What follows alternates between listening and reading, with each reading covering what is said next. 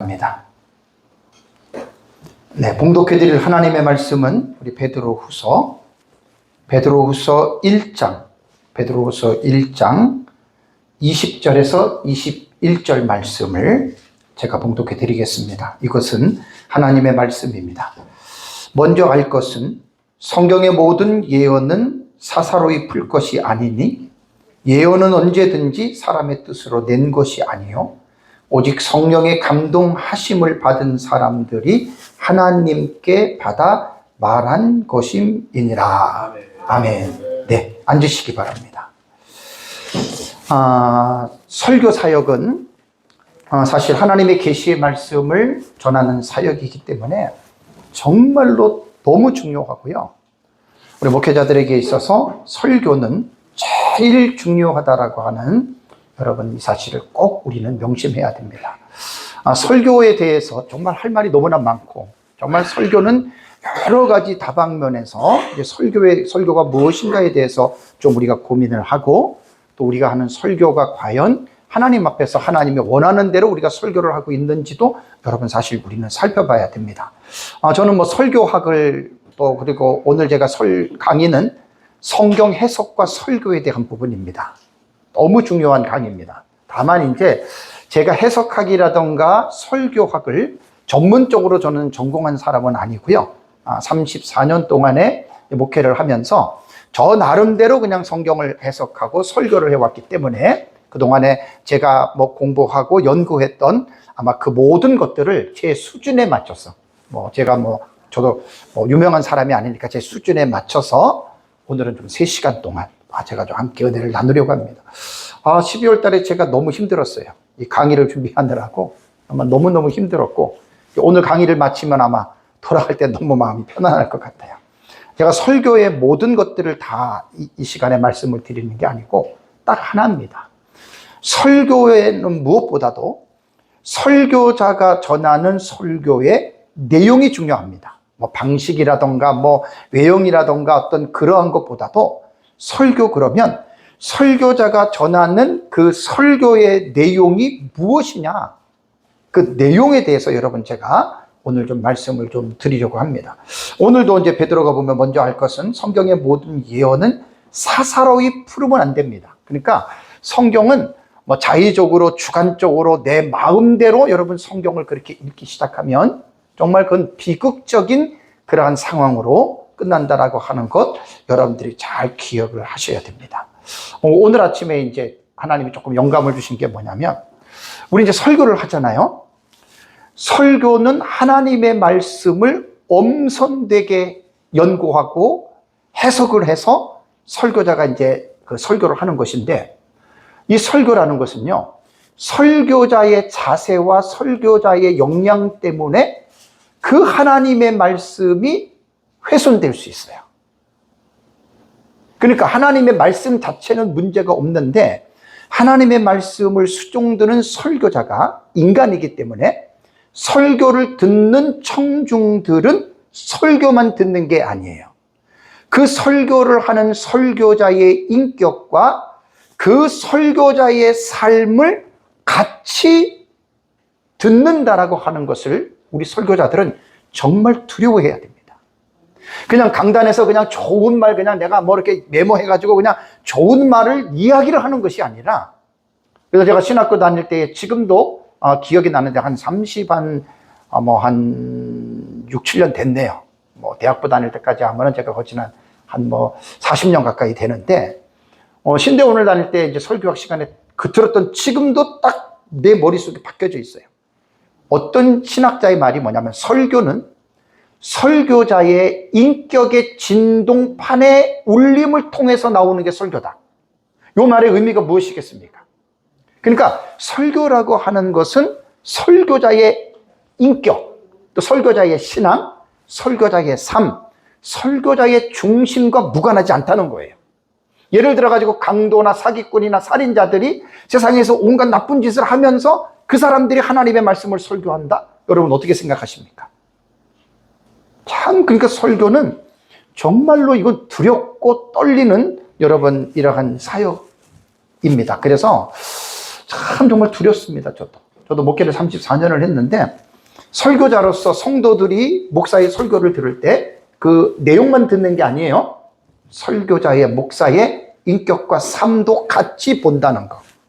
정말 두렵습니다. 저도. 정신이 바짝 납니다. 오늘 강의는 어떤 면에서 보면 저의 고백이 많이 들어가 있습니다. 오랜 시간 동안에 제가 성경을 예수님 영접하고 늘 말씀을 보면 누구나 다 마찬가지죠. 뭐 성경을 보고 살았어요. 뭐 보면서 깨닫고 감사하고 뭐 눈물 흘리고 뭐 정말 기쁘고 즐겁고 뭐 여러 가지 어떤 그러한 성경을 보면서 깨달았거든요. 여러분들 다 마찬가지잖아요. 근데 이제 하나님의 섭리로 저 같은 경우는 금방 신학교를 들어갔습니다. 예수님 영접하고 1년도 안 돼서 들어간 거예요, 저는. 들어가서 공부를 하면서. 그리고 이 말은 뭐냐면 나 혼자 성경을 읽으면서 깨달았던 감동들, 기쁨들, 즐거움들. 뭐 그래서 이게 진짜인 줄 알았던, 그게 물론 다기는 한데, 근데 이제 신학교에 들어가서 공부를 하고 또 신학교에 들어가서 저는 7년 동안을 내리 공부했습니다. 신학대학과 대학원을 연결해서 7년 동안 공부를 했는데, 그러고 나서 이제 제가 지금으로부터 한 20년이 됩니다. 20년 전부터 하나님께서 성경을 특별하게 개인적으로 저는 연구를 했어요. 책을 놓고 개인적으로 공부를 하면서 그때 깨달았던 것이 뭔 줄 아십니까? 그러니까 그 전까지는 그냥 카더라로 들었고 내가 그냥 읽으면서 막 감동해서 깨달았고 그런 줄 알았는데, 내가 좀 더 깊이 있게 주석이라던가 원문이라던가 또 신학적인 책들을 읽으면서 보다 보니까 어떤 문제가 생기는 줄 아세요?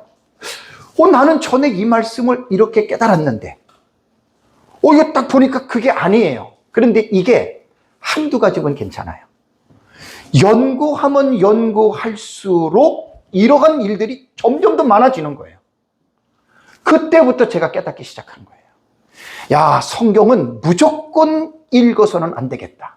특히 성경을 읽다가 막 감동이 돼서 막 눈물도 흘리고, 그래서 이것이 나는 그때 그 뜻인 줄 알았어요. 나중에 성경을 정말 신학적 입장이나 여러 가지 어떤 그러한 관점에서 보니까 뭐 물론 다는 아니에요. 개중에 어떤 부분은 그렇게 잘못 깨달은 부분들이 발견이 되면서 제가 충격을 받기 시작했습니다. 그래서 이제 20년 동안 성경을 개인적으로 연구를 하면서 저는 성경의 의미, 그걸 이제 주경신학이라 그래요. 성경의 주석, 해석에 대한 부분들을 계속해서 지금까지 그 부분들에 관심을 갖고 저는 나름대로 지금 성경을 공부하고 있습니다. 제가 지금 이 시간에 첫 번째 시간에 여러분들에게 지금 말씀을 드리고 싶은 거는 뭐냐면, 제가 설교, 유튜브에 나가는 설교 제목은 이렇게 나갈 것입니다. 목사님, 본문을 그렇게 설교하시면 안 됩니다. 이 제목으로 나가요. 원래의 제목은 성경 해석과 그 다음에 설교입니다. 이렇게 하면 사람들이 거의 안 봐요. 거의 안 눌러요. 왜냐하면 이거 별 관심이 없거든요.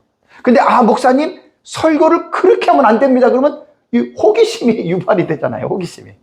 반드시 이거 누릅니다.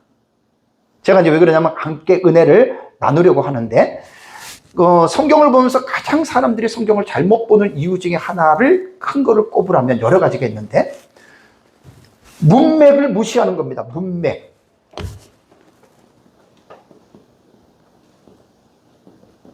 성경을 읽을 때 문맥을 무시하는 거예요. 여러분, 문맥이 무슨 말입니까?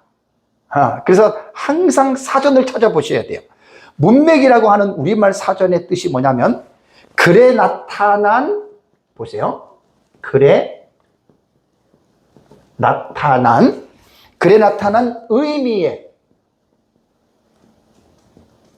앞, 뒤 연결입니다. 이런 것들을 무시하고 성경들을 지금도 되게 많이들 읽어요. 오늘 첫 시간은 바로 이 부분입니다. 그러니까 성경은요, 어떤 내가 보고 있는 어떤 문장, 지금도 이제 제가 베드로후서 2장 20절과 21절을 읽었잖아요. 요것만 보지 마시라는 거예요. 요것만 보면 이 문장의 내용을 거의 다 이용을 못해요. 성경은 이해를 못하게 돼 있어요. 그래서 뭐냐면 전에 있는 글의 내용, 그 다음에 내가 읽은 본문의 후에 있는 글의 내용, 이게 문맥이에요. 문맥. 요 문맥을 고려하면서 읽어야 되는데, 처음부터 제가 이런 공부를 하지 않고 은혜 받고 구원 받고 막 성경을 보다가 있다가 막 눈물 흘리면서 봤는데 이런 것들을 모르고 처음엔 읽잖아요. 그리고 나중에 이제 문맥을 살펴보면서 읽다 보니까, 와, 정말 너무 부끄럽습니다. 막 얼굴이 화끈화끈할 정도로 여러분 많이 부끄럽습니다. 그러니까 이 문맥을 무시하고 성경을 읽는 사람들은 어떻게 읽는 줄 아세요? 구약이든지 성경이든지 무조건 읽어요. 그러다가 하나가 딱 꽂히잖아요. 그리고 하나가 딱 꽂히면 항상 그런 번쩍이는 아이디어, 번쩍이는 하나의 단어, 하나의 절만 가지고 그거를 딱 두부 자르듯이 잘라가지고 떼내서 거기서 문맥 무시하고 자기가 이제 설교를 만드는 거예요. 막 그걸 소설을 쓰는 거예요, 소설을. 저희 그런 설교는 잘못된 설교입니다. 1차적인 본문의 의미가 무엇인지를 무시하고 어느 하나의 특정한 아이디어, 하나의 특정한 단어, 그걸 가지고 딱 떼내가지고 자기 스스로가 막 소설을 쓰는 거예요. 여러분, 그런 설교는 다 위험합니다. 오늘 강의를 여러분 한번 3시간까지 딱 들어보십시오. 그래서 문맥적인 설교는요, 이건 공식입니다. 문장에서 단어가 나오죠, 그죠? 단어가 나오면은 그 다음에 확장된 내용이 뭐죠? 구절이 나오죠. 구절이 나오면 뭐가 나옵니까? 그것이 하나의 문장이 되는 거예요. 문장이 되면은 전후에 단락을 봐야 돼요. 패러그래프라고 단락을 봐야 돼요. 단락만 보는 줄 아세요? 전후에 뭘 봐야 됩니까? 장을 봐야 돼요. 베드로후서 2장을 봤잖아요. 그럼 1장도 보고 3장도 보셔야 돼요. 그러면 이 장을 본 다음에 큰 뭘 보여야 되냐면 단락을 봐야 돼요. 단락. 여러분이 단락이라고 하는 것은 여러분들이 착각하면 안 되는 게, 성경은 장으로 구분하는 게 아닙니다. 성경은 장으로 구분하는 게 아니라 단락으로 봐야 돼요. 글의 덩어리로 봐야 돼요. 에베소도 같은 경우는 여러분 2장 있잖아요. 에베소도 2장은 1장과 2장이 덩어리가 묶여져 있어요. 그러니까 원문을 보시면 정확하게 나타나는 거예요. 그래서 큰 단락을 보셔야 되고, 단락을 본다면 뭘 봐야 돼요? 전후의 책을 봐야 돼요. 베드로후서만 보지 말고 베드로전서를 봐야 되고, 베드로전서만 보지 말고 그 전에 신학책들을. 그래서 책들을 보면서 어떻게 되냐면 전체적으로는 구약과 신약 전체의 문맥을 연결해서 보시라는 말입니다. 저 사실 신학교 들어갔을 때 이런 거 잘 몰랐어요. 부끄럽지만. 물론 교수님들은 그렇게 얘기를 했겠지만 그런 거 잘 구분 안 하고 저는 봤어요. 그래서 이제 본문의 문맥의 읽기를 위한 지침에서 이제 고려신학대학원의 길성남 교수님이 2019년 성경 해석과 설교 강의안이 우리 아들이 고신을 이제 공부했는데 우리 아들 목사의 책이 있더라고요. 내가 그걸 딱 봤더니 4가지로 얘기를 했습니다. 자, 문맥은요, 언제나 길성남 교수님 뭐라 그러냐면 해석의 여왕이다. 그러니까 문맥이 없는 해석은 이건 잘못됐다라고 여러분 생각하시면 됩니다. 그 문제가 많습니다. 그래서 결국은 이 문맥이라는 게요, 단어나 문장의 의미를 결정해줘요. 이거 지금 되게 중요한 말이거든요. 단어만 무조건 딱 떼가지고 읽지 마시고 그 단어의 의미를 알려면 문맥 전체를 봐야 돼요. 전후 문맥을. 왜냐하면 한 단어의 뜻이 하나만이 아니잖아요. 한 단어의 뜻이 여러 가지가 나와요. 여러 가지가 나오는 경우에 이 문장에서는 여러 가지 중에 어떻게 이 단어를 해석해야 되느냐는 전후 문맥을 봐야 돼요. 그래서 문맥은 해석의 여왕이라고 말을 했고, 두 번째는 뭐냐면 본문 자체만 읽지 말고 본문의 앞뒤의 내용을 함께 읽어라. 그러니까 본문은요, 요 본문이라고 하는 여러분 하나의 이 문장은 전후에 모든 것들의 일부분이에요. 그러니까 우리가 성경을 읽을 때 일부분만 딱 떼내가지고 해석하는 거는 그래서 여러분 위험하다는 사실입니다. 그러면서 이제 내가 읽은 성경이 전후 문맥을 쫙 살펴서 보면은 이게 누가 언제 어떻게 왜 무엇을 했었느냐. 여러분, 이단과 사이비들은 절대적으로 문제 있는 사람들은 이런 문맥의 이해가 아예 없습니다. 이거 심각합니다. 그러니까 일부 목회자들이 신학을 제대로 안 하신 분들이 이단과 사이비들한테 내가 누구라고 얘기는 안 해요. CTS 방송에도 나오는 사람들이 있고, 여러분 강의 설교 들어보면 여러분 이게 선지서 같은 거 여러분 되게 어려운 거예요. 그렇게 풀면 이단적인 해석이 되는 거예요. 근데 거기에 사람들이 빠진단 말이에요. 그런 목회자들이 분별을 못해서 그래요. 지식이 없으니까 그냥 무조건 빠지는 거야. 듣기 편하고, 여러분, 설교는 듣기 편한 설교는 잘못된 거예요, 여러분. 그 오해를 하시면 안 돼요. 왜 설교를 편한 설교, 듣기 쉬운 설교로 하려고 합니까? 듣기 쉬운 설교 때문에 한국교회가 이렇게 질이 낮아졌다는 거 목사님들 생각 안 하십니까? 이거 정말 중요한 부분이에요. 그래서 이제 세 번째는 본문에 나오는 장이나 책 전체를 읽으란 말이에요, 전체를. 전체를 비춰봐서 내가 설교하려고 하는 본문을 말하라. 사실 저도 어려워요, 이거. 여러분들 솔직한 얘기잖아요. 저도 어렵다는 말이에요. 그래서 이제 이 설교라는 거는요, 뭐 목사가 그냥 막 10시간, 20시간 준비해서 설교한다고 잘하는 게 아니에요. 한 편의 설교는 그 설교자의 전 신앙의 시간이 다 플러스가 되는 거예요. 저는 34년 설교를 했잖아요. 그러면 제가 한 편의 설교를 할 때는 34년이라고 하는 연륜을 무시 못한다는 말이에요. 그 34년 동안 제가 성경을 연구해왔던 제 나름대로의 깊이가 있잖아요. 그죠? 그러니까 한 편의 설교는 그렇게 되는 거예요. 만약에 초보 목사가, 신학교 갓 졸업한 초보 목사가 설교를 100시간을 들여가지고 설교를 준비했어요. 물론 많이 준비하는 건 좋은 거예요. 100시간을 통해서 준비했다고 해서 그 초보적인 목사 무시하는 건 아닌데, 그 설교가 여러분 100시간만큼의 엄청난 내용이 나올 것이라고 생각합니까? 아닙니다. 연륜이라는 게 필요해요, 연륜. 그리고 설교는 단순한 지식을 전하는 게 아니에요. 아까 말씀드린 대로 설교자의 인격의 진동판의 떨림을 통해서 나오는 설교이기 때문에 성령님께서 설교자와 함께 하시는 그 역량들이 있어요. 여러분, 오늘 우리 여기 어떤 목사님이 우리 단톡방에 이걸 올렸어요. 하나님과 친밀함이 가장 큰 힘이다. 너무 멋있는 말이죠. 그러니까 늘 우리 설교자가 사람이 보든 안 보든 하나님과 늘 친밀하게 살아보세요. 그 설교가 힘이 있습니다. 하나님과 친밀하지 않고 그냥 내 마음대로 멋대로 살다가 그냥 설교 딱 준비하는 거 남의 거 이것저것 뺏겨가지고 관계상에서 설교한다. 그때는 하나님의 역사가 절대 안 나타납니다. 그러니까 옛날에 고려신학교에서 박영동 교수님이 한 말이 있어요. 설교자의 월요일 강단. 월요일 강단이 중요하다는 말이 뭔 줄 아세요?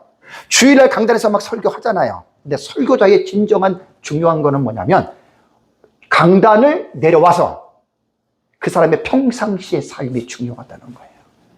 그래서 성령 충만은요, 기도만 많이 한다고 성령 충만한 게 아니에요. 설교자가 강의자가 강의할 때 그 시간에 성령이 나타나는 거는 기도 많이 했다고 나타나는 게 아니라 평상시에 그분이 하나님과 얼마만큼 긴밀하고 친밀하고 성령과 함께 살았느냐에 따라서 때로는 바쁠 때는 설교와 강의 전에 기도 못할 수 있습니다. 평상시에 그러한 사람은 나타납니다. 그래서 이런 부분에 우리가 좀 오해를 하지 않고 봐야 됩니다. 그리고 이제 네 번째는 뭐냐면 본문에 등장하는 단어와 문장을 꼼꼼히 살펴보되 단어와 문장 관계, 문장과 문장의 연결 관계를 잘 살펴보라는 얘기예요. 사실 저도 이거 34년 동안 목회를 하면서 이 말하는 것대로 저도 이렇게 못해요. 정말 힘든 거예요. 그러니까 설교를 가볍고 단순하게나 여러분들이 하지 말라는 겁니다. 그래서 잘못된 설교는요, 설교에 있어서 그 잘못된 설교는 어디서부터 시작이 되냐면 문맥을 무시한 데서부터 시작이 됩니다. 자, 그럼 첫 번째 이사야서 34장 16절을 보겠습니다. 이제 본격적으로 문맥에 대한 부분을 말씀을 드리겠습니다. 이사야 34장 16절에 너희는 여호와의 책에서 찾아 읽어보라. 이것들 가운데서 빠진 것이 하나도 없고 제짝이 없는 것이 없으리니 이는 여호와의 입이 이를 명령하셨고 그의 영이 이것을 먹으셨습니다. 이거 한번 생각해 볼까요? 16절의 본문 말씀만 보면은요, 여호와의 책에서 찾아 읽어보라 그랬잖아요. 그죠? 16절. 그죠? 그러면 이것들 가운데서 빠진 것이 하나도 없고 제짝이 없는 것이 없다. 여호와의 입이 이를 명령하셨고 그 영이 이것들을 모으셨습니다. 얼뜻 보면 어떻게 느껴집니까? 하나님의 말씀을 찾아서 읽어보면 짝이 있어요, 없어요? 짝이 있다 이렇게 읽혀지잖아요. 그죠? 이것 정말 회개망측한 이단적 해석입니다. 그러니까 16절 한 절만 딱 볼 때에는 여호와의 책에서 짝이 없는 게 없으니까 구약과 신약이 짝이 탁탁탁 맞는다. 근데 이 본문은 그런 말이 아니에요. 왜냐하면 문맥을 보려면 먼저 큰 문맥이 34장이거든요. 이사야 34장이 무엇을 겨우 말하는 내용이냐면 여호와께서 만국을 향하여 진노하시며 만군을 향하여 분을 내시는 거예요. 그러니까 세상을 향해서 하나님이 분을 내시면서 결국은 그들을 하나님이 진멸한다. 하나님이 그들을 심판하신다는 얘기입니다. 그래서 이사야 34장을 읽어보면 만국이 모두 살육을 당하고 땅이 피로 흠뻑 젖고 드디어 이 땅이 불모지가 됩니다. 황폐화가 됩니다. 34장 11절에서 15절 내용이 그 말입니다. 이렇게 되면 사람 대신에 성경을 보시면 당아는 펠리컨새라 그래요. 당아나 고슴도치, 부엉이, 까마귀, 실황은 승냥입니다. 타조, 그 다음에 이른 모를 들짐승, 이리, 숫, 염소, 올빼미, 독사, 솔개 같은 짐승들이 그 땅을 차지하고 산다는 얘기예요. 이사야 34장의 원래 문맥의 흐름이. 그러고 나서 이제 이 말씀 속에서 15절에 여러분 말씀하신 대로 너희는 여호와의 책을 16절에 자세히 읽어보라. 그러면서 이제 중요한 게 뭔 줄 아세요? 이것들이라는 말을 했잖아요. 이것들이 짝이 있다라고 하는 말이 이것들은요. 히브리의 단어를 여기서 원어도 찾아보셔야 돼요. 메헨나라고 하는 이 단어는 지시대명사입니다. 그것들입니다. 그러니까 이것들 번역은 잘했는데 그러면 이것들이라고 하는 지시대명사가 무엇을 가르치느냐를 전 문맥에서 보셔야 된다는 거예요. 전 문맥을 보면 이것들이 하나도 빠진 것이 없다라고 하는 말은 뭐냐면 말씀이 빠진 것이 없다는 하는 것이 아니라 성경의 앞에서 말하는 그 짐승들 있죠. 짐승들. 당아새, 펠리컨, 실황이 이런 것들 짐승들이 짝이 빠진 것이 없다는 거예요. 다 짝을 맞춰가지고 그 짐승들이 이 땅에서 살아간다 그 말입니다. 사람은 하나님의 심판을 받고. 신천지의 이만희의 성경 해석이 다 이런 식입니다. 문맥 해석이 없습니다. 다 이런 그 통비유라고 해석을 하죠. 이단과 사이비들이 즐겨 성경을 해석하는 방법입니다. 근데 이 말씀은요, 기가 막힌 게 기존 교회 목사님들도 이 말을 가지고 설교하는 사람 내가 몇 들어봤어요. 지금까지. 이것들 중에 짝이 있다라고 하는 말은 성경은 구약과 신약이 짝이 다 있다. 이 말씀을 가지고 틀린 거예요. 구약과 신약이 짝이 있다라는 말은 틀린 말은 아닌데 이 본문을 가지고 설교할 때 이 본문을 드러내면서 구약과 신약 바로 하나님 말씀에 짝이 있다고 했지 않느냐. 그건 성경을 잘못 읽은 거예요. 그러니까 문맥을 무시하고 읽었기 때문에 그렇습니다. 표준세 번역이 그래도 잘 번역을 했습니다. 표준세 번역은 어떻게 34장 16절을 번역을 했냐면 주의 책을 자세히 살펴보아라. 이 짐승들 가운데서 이렇게 번역을 했어요. 그러니까 오해를 하지 않잖아요. 그죠? 이 짐승들 가운데서 어느 것 하나 빠진 것이 없겠고 하나도 그 짝이 없는 짐승이 없을 것이다. 그러니까 어떤 짐승이든지 간에 하나님께서는 암놈과 순놈을 암수를 짝을 맞춰서 그 인간에게 심판하고 땅이 피가 되고 그러면 짐승들의 짝을 맞춰서 하나님이 살게 하겠다 그런 뜻이잖아요. 그죠? 외국어 번역의 예를 들 것 같으면 영어 성경의 그 GBN이라고 복음 성서의 그 해석을 보면은요, 이것도 마찬가지로 이것들을 이 피조물들이라고 번역했습니다. Discreation. 그러니까 이 피조물 중에, 그러니까 우리말은 그냥 지시대명사를 이것들 중에라고 딱 말을 했기 때문에 성경의 문맥을 모르는 사람들은 엉뚱한 얘기를 하는 거예요. 번역이 그렇게 중요한 거예요. 그러니까 표준세 번역이 좋습니다. 이 짐승들 중에 또 하나, 이사야 14장 12절을 보십시오. 이사야 14장 11절. 많은 사람들이 지금 착각을 하는 게 뭐냐면 루시퍼가 사탄이다. 과연 그럴까요? 에스라에서 제가 몇 번이고 얘기를 했습니다. 그러다 14장 12절 보겠습니다. 이사야 14장 12절 보면 너 아침의 아들 뭐라고요? 계명성이여 그랬잖아요. 어찌 그리 하늘에서 떨어졌으면 얼굴 쭉 얘기를 했는데 이 본문의 내용은 결론부터 말하면 이런 내용입니다. 바벨론 왕이 교만해 가지고 하늘 높은 줄 모르고 올라간 거예요. 그게 교만한 거죠. 그러다가 하나님께서 바벨론 왕을 심판하시는 거예요. 바벨론 심판에 떨어지는 거거든요. 그 말을 어디까지 올라가면 계명석이라고 하는 히브리어는 헬렐입니다. 헬렐은 그 밝게 비치는 별, 그래서 새벽별 혹은 계명성이라고 부르는 거예요. 그러니까 아주 잘나가지고 마치 자기가 하나님처럼 밝게 비치는 이런 어떤 스타로 바벨론 왕이 착각을 했다는 말이에요. 근데 많은 사람들이 이 계명성을 왜 사탄으로 보냐는 말이에요. 그리고 여기서 사탄을 말하는데 루시퍼라고 하는 이 명칭을 쓰거든요. 그렇다면 루시퍼라고 하는 용어는 어디서 나오느냐? 성경 번역사를 보면은 히브리어에는 할랄이라 그랬잖아요. 그죠? 그냥 빛나는 별이에요.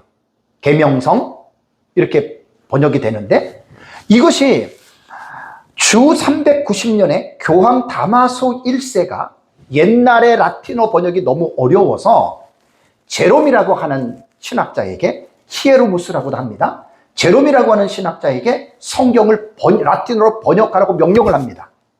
그래서 제롬이라고 하는 신학자가 주후 405년에 라틴어로 구약 성경을 라틴 말로 번역을 한 거예요. 그래서 제롬이 번역한 라틴어 성경이 벌게이트예요. 그죠? 영어로는 벌게이트라고 그러고요. 라틴어로는 불가타 이렇게 말을 합니다.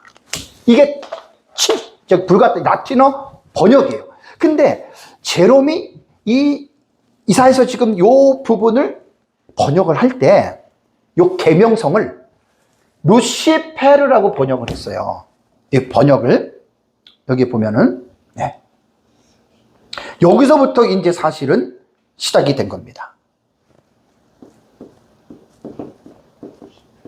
루시퍼 이렇게 번역을 한 거예요.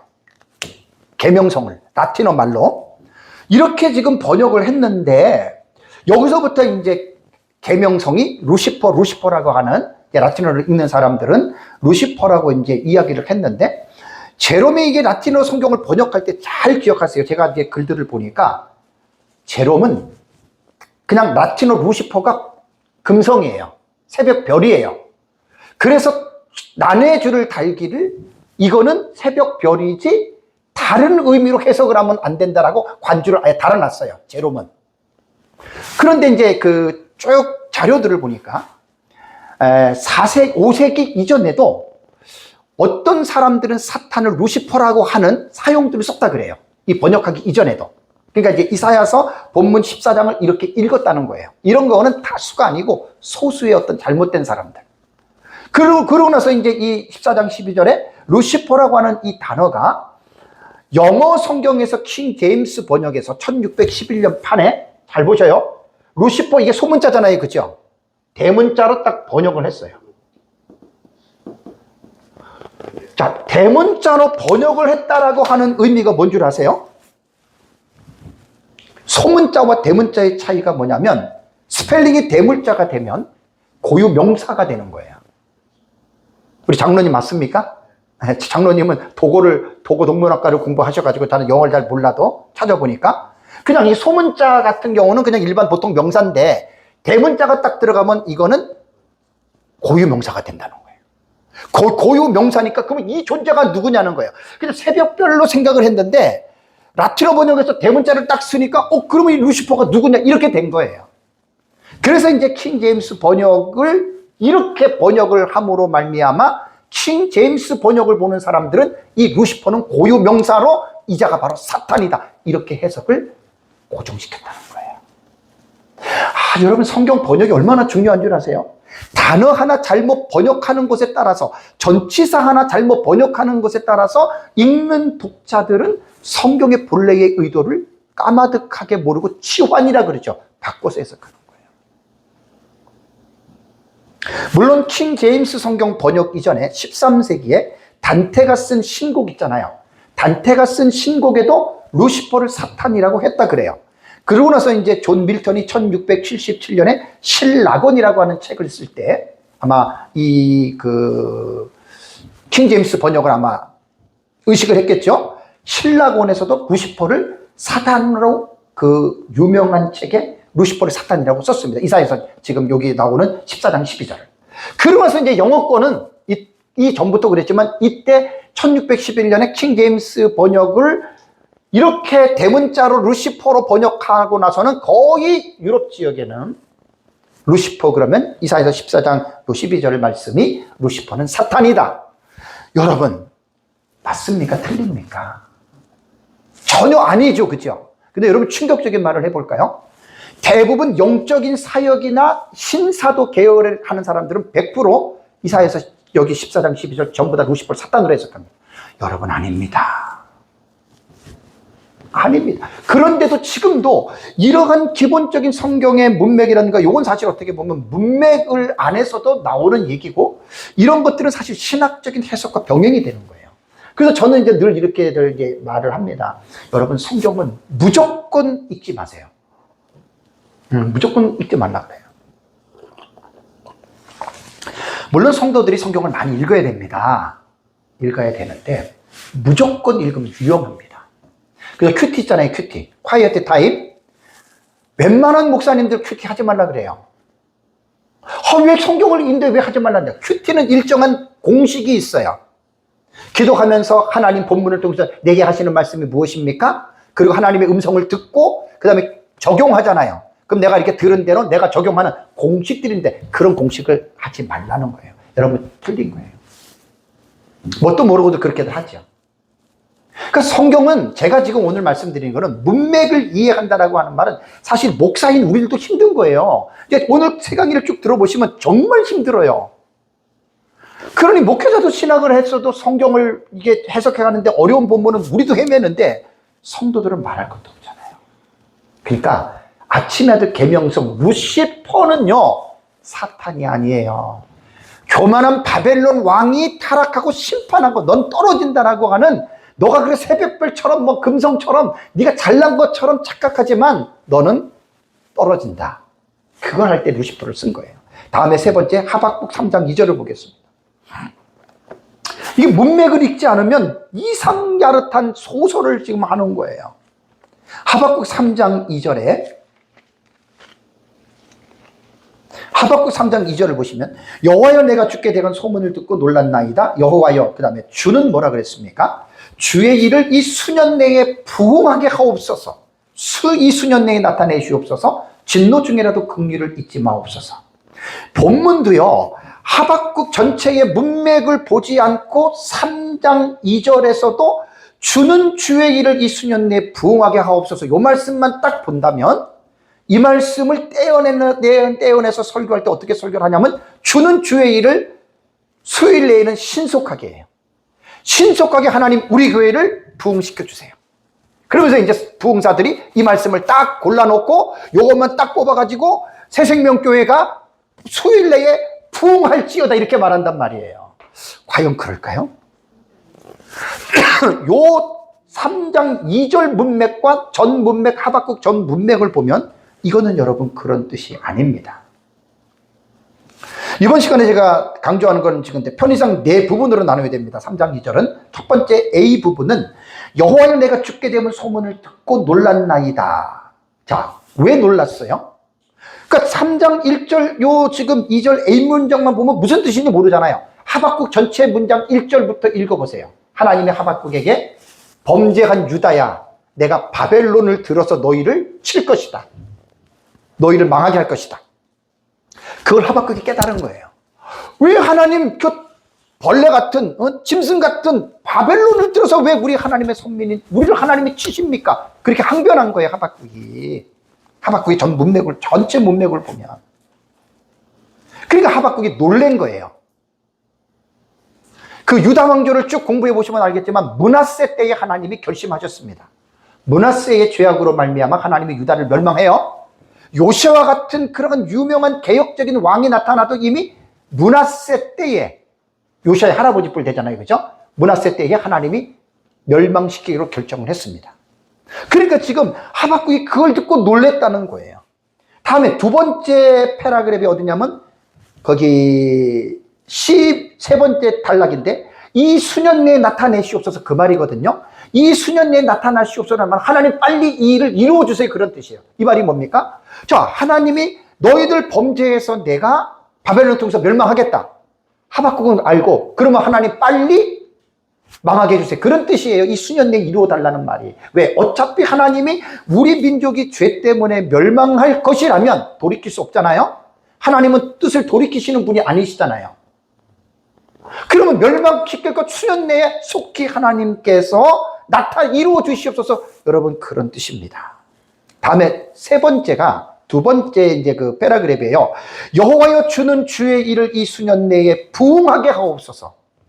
우리말의 부응이라고 하는 말은 소생하다, 살게 하다 이런 뜻이거든요. 그러니까 뭐 성장하고 잘 그런 거잖아요. 그죠? 그러니까 여기에서 회복시키소서라고 하는 말이거든요.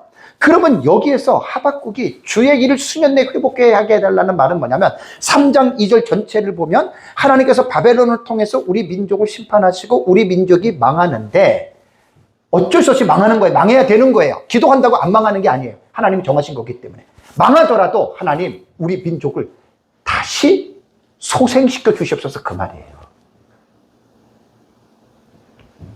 망하는 것은 규정사실이고 망하더라도 하나님 우리 민족을 이전과 같이 우리 민족을 하나님께서 살려주세요. 회복시켜주세요. 그런 뜻이거든요. 그 다음에 이제 네 번째가 뭡니까? 진노 중에라도 긍휼을 잊지 마옵소서. 심판하실 때 어차피 우리는 문하세 때부터 이 죄를 져서 멸망이 작정이 된 거잖아요. 그러니까 진노, 바벨론을 들어서 우리가 멸망할 때라도 하나님 우리를 제발 불쌍히 여기셔서 이 민족을 하나님 지켜, 그런 뜻이라는 말입니다. 그래서 하박국 3장 2절 문장을 여러분들이 문맥을 잘 이해를 한다면 교회에서 혹시 설교를 할 때 이런 교회는 해당이 됩니다. 교회가 갑자기 문제가 생겨가지고 싸움 막 나가도 두동강이 되고 막 성도들 막 흩어졌어. 그런 교회는 이 설교가 필요한 거예요. 아시겠죠?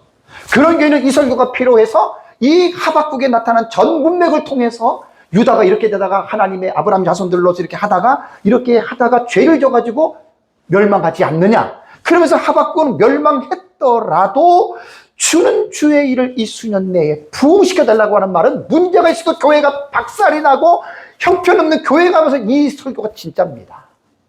그러면서 우리가 잘못했기 때문에 우리가 교회가 이렇게 지금 쪼그라들고 이렇게 됐는데 하박국의 마음처럼 다시 한번 하나님 우리 교회를 다시 한번 새롭게 회복시켜 주십시오. 소생시켜 주십시오. 이런 배경에서 이 설교를 하라는 거예요. 그런데 전혀 이런 배경 없이 그냥 교회 가가지고 이 본문 가지고 할렐루야 새생명교회가 수년 내에 부흥될 줄로 믿습니다. 여러분 어떻게 생각하십니까? 아니죠, 그죠? 이게 여러분 제가 지금 하는 거는요 빙산의 일각입니다. 수만 개입니다. 원문까지 들어가서 공부를 하다 보면요 수만 개 이상이 나와요. 기가 막힙니다.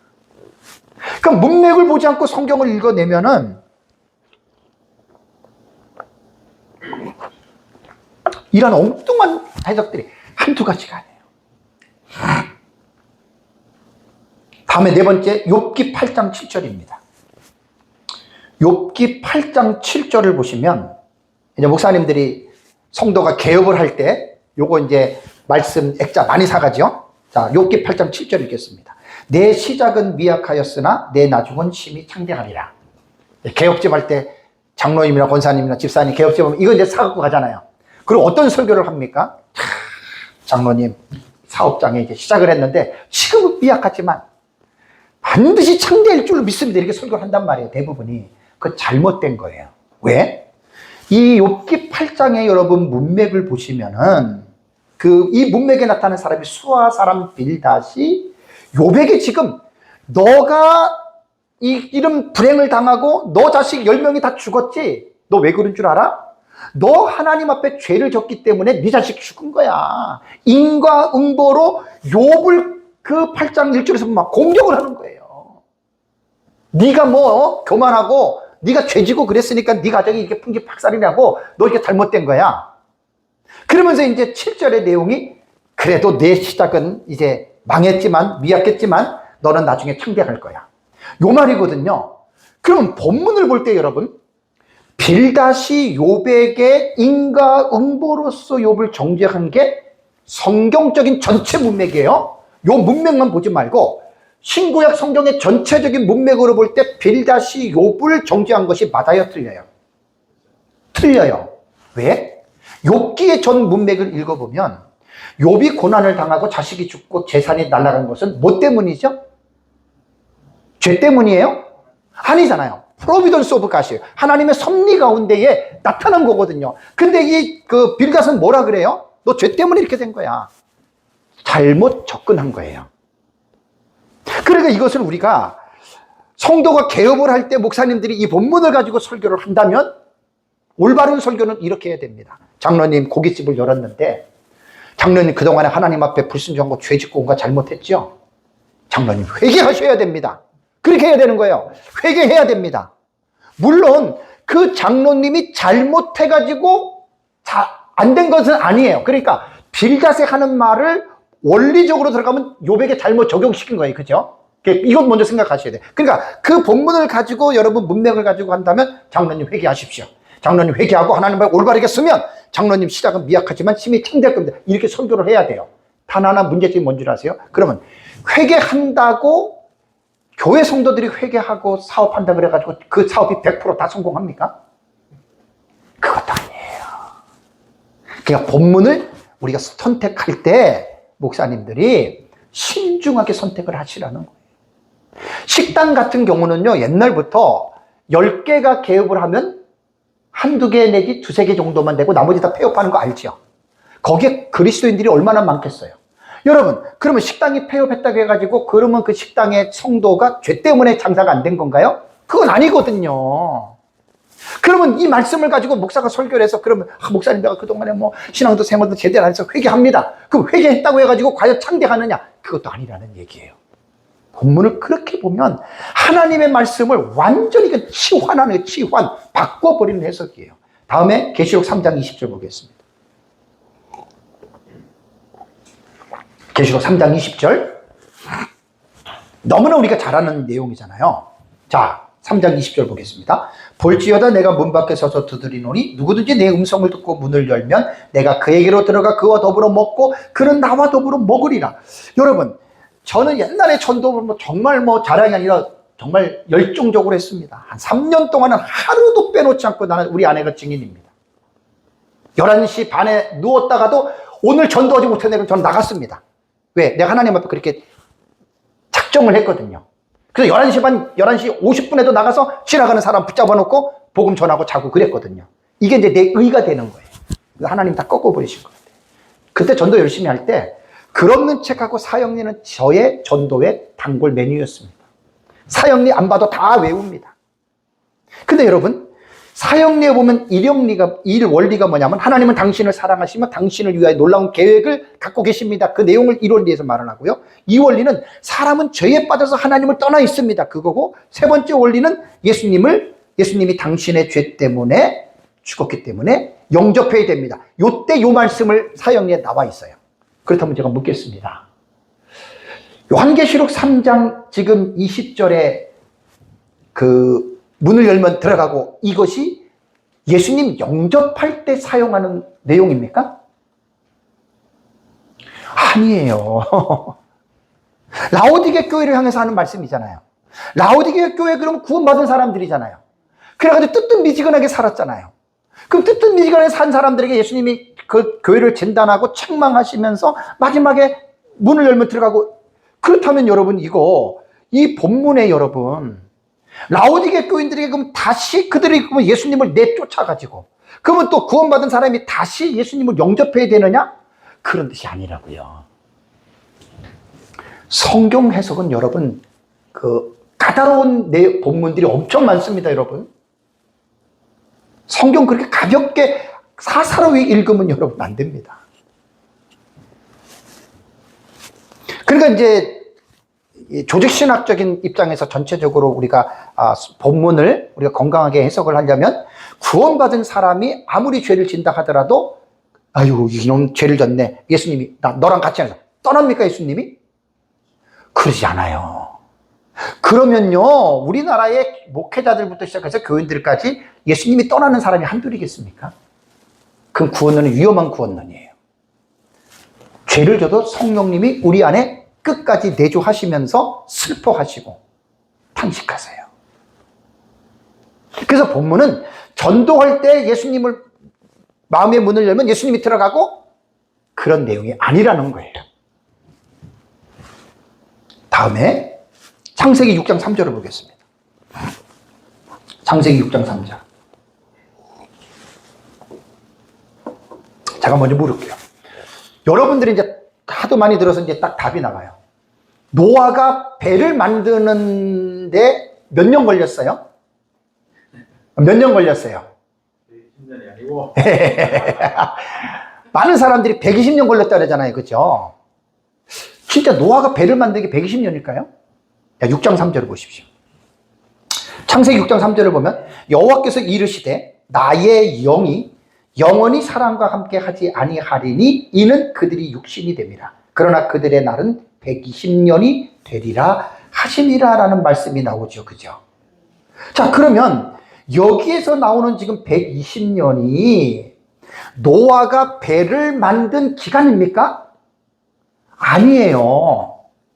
배를 만든다라고 하는 것은 6장 14절에서 그때부터 배를 지으라는 말이 나오고, 요 6장 3절은 배를 만들라고 말하기 이전의 내용이에요. 그러니까 노아에게 하나님께서 이 말씀을 하시고 그들의 날이 120년이라고 하는 말은 뭐냐면 120년 뒤에 내가 세상을 심판하시겠다는 이야기예요. 정확하게 본문을 보면 노아가 600세에 홍수가 일어나죠. 그죠? 이 6장 3절은 노아가 480살 될 때 이 계시를 받은 거예요. 배를 만드는 기간이 아니란 말이에요. 노아 시대의 그 사람들은 애들부터 어른이 이르기까지 육체주의의 방탕한 삶을 살았잖아요. 그죠? 온 땅이 폐괴했다 그랬잖아요. 그래서 하나님께서 멸망하신다고 한 거예요. 이게 120년이라고 하는 기간입니다. 그러면 6장 여러분 14절과 16절을 한번 봐보세요. 창세기 6장. 성경을 문맥적으로 깊이 있게 여러분들 보셔야 됩니다.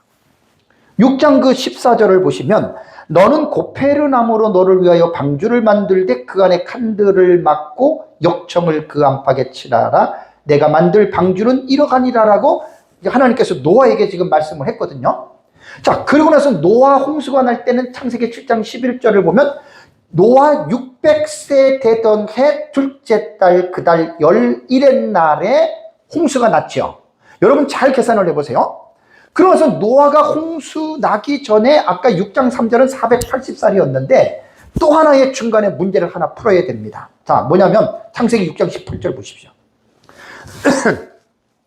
창세기 6장 18절 보면 그러나 너와는 내가 내 언약을 세우리니 너는 어떻게 해요? 내 아들들과 내 아내와 내 며느리들과 함께 들어가라고 지금 이런 말을 했죠. 그죠? 그러면 여러분 보세요. 노아 때에 이 배를 만들려고 할 때가 노아 500세 된 이후거든요. 그러면 노아가 500세 때에 어떤 사건이 기록이 되어져 있냐면 세 아들을 낳아요. 셈, 함, 야벳. 그 새 쌍둥이인가요? 여러 가지 추측을 할 수 있어요. 새 쌍둥이로는 그렇다 그러면 그건 성경에 안 나오니까 우리는 뭐라고 할 말은 없지만 그냥 단태아로 생각한다면 셈, 함, 야벳 셋을 낳은 거예요. 그러면 500살 되던 해에 세 아들을 낳았어요. 그럼 연년생으로 난다 그래도 어떻게? 그럼 임신하는 기간까지 한다면 이제 어떤 사람들은 보통 502살에 첫 아들을 낳고 그 다음에 연년생으로 나면 503, 504 이렇게 보는 거거든요. 2년 터울로 한다면 504년, 506년 이렇게 되는 거예요. 노아 그 나이가. 그러고 나서 홍수가, 그런데 이제 이때 그러면은 말씀하시고 이때 새 자부가 있잖아요. 며느리가 있잖아요. 그러면 2살 되고 3살 된 애들이 결혼을 해요?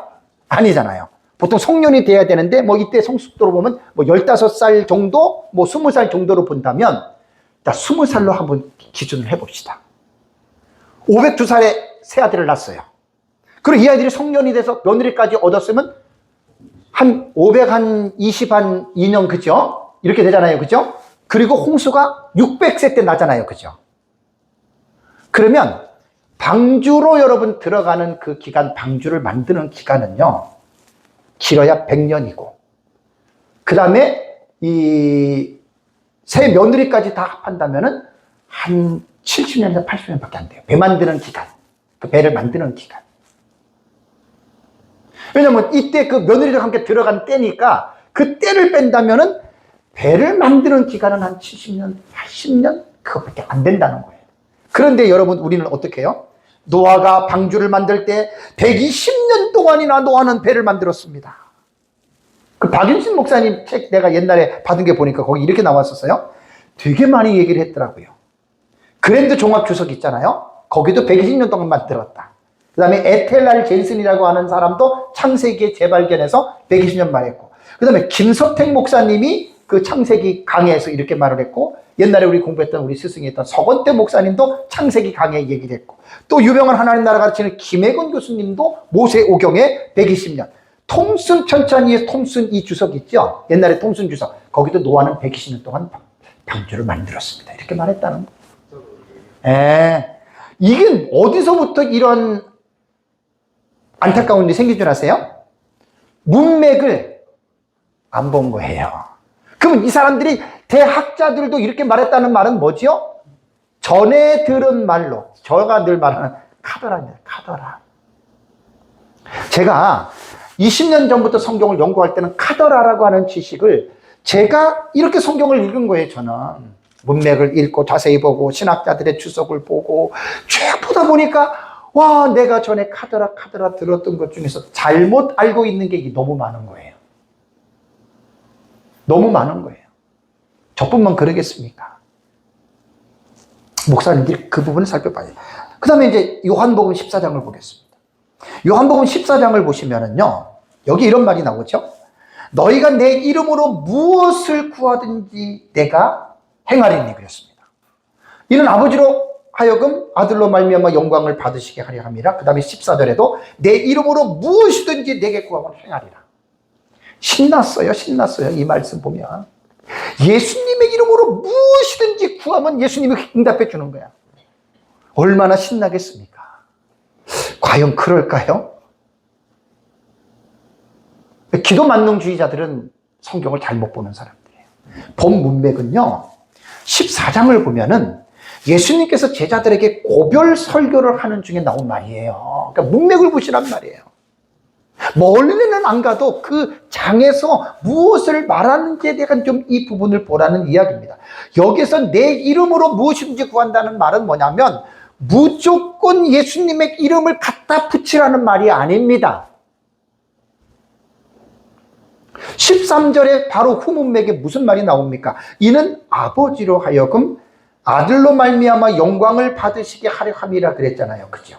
그러니까 예수님의 이름으로 하는 기도는 아버지의 영광을 위한 기도여야지만이 된다는 말입니다. 그러니까 개인의 정욕과 욕심을 이루기 위해서 하나님 내가 지금 아파트가 필요합니다. 예수 이름으로 주시옵소서. 그런다고 주는 게 아니에요. 그죠? 그래서 성경을 문맥적으로 깊이 있게 공부하지 아니한 목회자들은 어떤 성경을 보든지 간에 이렇게 문맥을 무시하고 하나의 구절만 딱 잘라가지고 뽑아가지고 자기가 소설을 쓰는 거예요. 정말 위험합니다. 한두 번이면 괜찮은데 이러한 성경의 목사님들이 신학을 공부하고 성경을 연구하는 자세가 안 돼 있는 분들은 죽을 때까지 그렇게 합니다. 죽을 때까지. 안타까운 게 뭔지 아세요? 그러한 설교를 듣는 성도들을 한번 생각해 보세요. 그러한 목회자들의 설교를 10년, 20년, 30년을 들었던 성도들을 생각해 보세요. 똑같이 무지하게 빠지는 거예요. 그래서 장님이 장님을 인도하면 둘 다 구덩이에 빠지는 거예요. 그래서 이제 기도라고 하는 것은 문맥적으로 여러분 우리가 살펴보면 요한복음 15장 7절을 보십시오. 이거는 이제 14장이니까 후문맥을 보는 거예요. 요한복음 15장 7절을 보면 너희가 뭐라 그랬습니까? 예수님이 내 안에 거하고 그 다음에 뭐라 그랬습니까? 내 말이 너희 안에 거하면 그랬잖아요. 기도는 내 맘대로 하는 게 아니에요. 주님의 말씀이 내 안에 있는 그 말씀을 근거로 해서 하는 기도가 진정한 기도지, 내 욕심을 이루기 위해서 하나님의 말씀과 상관이 없는 내 뜻만을 관철시키기 위해서 하는 기도는 잘못된 기도입니다. 그거는 헛기도입니다. 헛수고입니다. 그 시간에 잠자는 게 낫습니다. 그래서 너희가 내 안에 거하고 그 다음에 내 말이 너희 안에 거하면 그랬잖아요. 그럴 때 무엇이든지 원하는 대로 구하라는 말이에요. 여기서 무엇이든지 원하는 대로 구하라고 하는 말은 내 뜻이 아니에요. 내 욕심이 아니에요. 주님의 말씀 안에서 이렇게 기도들을 훈련시켜야 됩니다. 목회자들 중에 신학이 부실하고 신학을 제대로 안 하신 분들은 거의 성경을 문맥을 무시합니다. 그냥 읽다가 뭐 깨달았다, 뭐 성령이 말씀했다. 그런 설교는 오해하지 마시고 들을 필요가 없습니다. 왜? 맨날 그 설교, 그 설교입니다. 그러니까 그런 설교를 듣는 성도들은 정말 위험합니다.